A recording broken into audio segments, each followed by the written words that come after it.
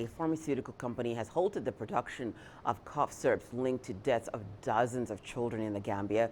Maiden Pharmaceuticals Limited has been in the spotlight for medicines at the WHO linked to the deaths of about 69 children in the Gambia. Investigations in India revealed that an inspection of the facility in question found 12 violations of good practice. This is according to the Health Minister of India's Haryana state.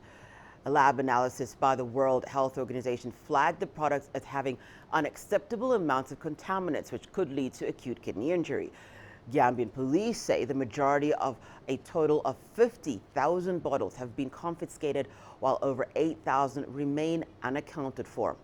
Maiden Pharmaceuticals executive Naresh Kumar Goyal told Reuters last week that the company was trying to find out from its buyer what had happened in the Gambia. Let's take a deeper look at the cough syrup controversy. 4 pediatric medicines were identified in the Gambia as substandard by the WHO a week ago. The global health body says that the syrups contained unacceptable amounts of 2 contaminants. They are toxic to humans when consumed. Side effects include abdominal pain, vomiting, diarrhea, inability to pass urine, headaches, and an altered mental state, as well as acute kidney injury, which could eventually lead to death. Health authorities say the identified medicines from India should be considered unsafe until cleared. The WHO has called for increased surveillance within supply chains in both formal and unregulated markets. Well, let's get an update on this story from Pracheta Sharma, who's joining us via Zoom from Mumbai.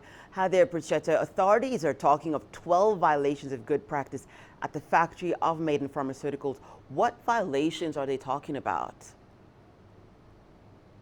Well, actually, this inspection that took place is not the first of its kind, but it was a bit delayed on part of the health authorities in India.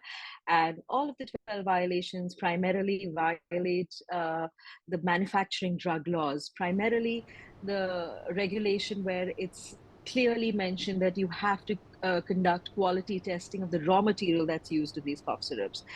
The ones that are right now critical to how these deaths have been linked to dozens of children in Gambia. So the 2 drugs, and I don't want to get their names wrong, I think are diethylene glycol and ethylene glycol. And neither of them were underwent any kind of quality checks by this company called Maiden Pharmaceuticals. Now, owing to that, this company has been issued a show cause notice. This is one among the many other 11 or 10 violations, all of which flout the manufacturing drug laws of India. If the company does not respond by October 14th and explains why it did not comply with any of these regulations, then their license is likely to be cancelled. For now, all production has been suspended for this company. So it is definitely a good step in terms of how the Indian government and drug authorities in India are responding. It's just a little ironic that it's coming a little bit late in the day, because these are basic norms and basic checks that should have taken place right from the get-go. Pracheta, when you talk about those basic checks, is there anything that you're hearing about how the medicine got contaminated in the first place? Well, from what we've understood so far, the fact that the pharmaceutical companies do not go through these regular inspections, especially, let me give you some context where this pharmaceutical company is located. It's in rural India, in the state of Haryana. It's in a small town called Sonipat. So most of these pharmaceutical companies open these factories out in the rural belt just to gain incentives from the government and get SOPs, which are incentives in terms of land, tax evasion, etc. What happens then is that the Drug Controlling Authority of India and the health authorities don't often do the rounds of these pharmaceutical companies because of how far they've been placed. And most of them are not put under the regular checklist as they are for the urban pharmaceutical companies. This is exactly what it seems to have happened with Maiden Pharmaceuticals.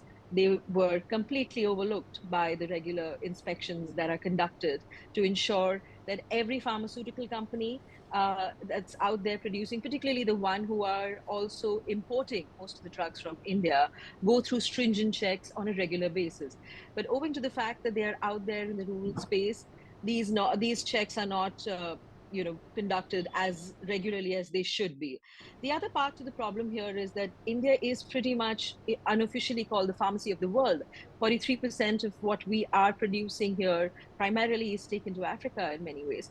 Now, in this space where the import is taking place in such a big scale, these companies also get their licensing very quickly. So that part is also something that needs to be tightened a little bit. Pharmaceutical companies that go through the licensing process technically need to go through a series of tests and verifications, which often get missed out on, given the scale and the level of production that takes place across India.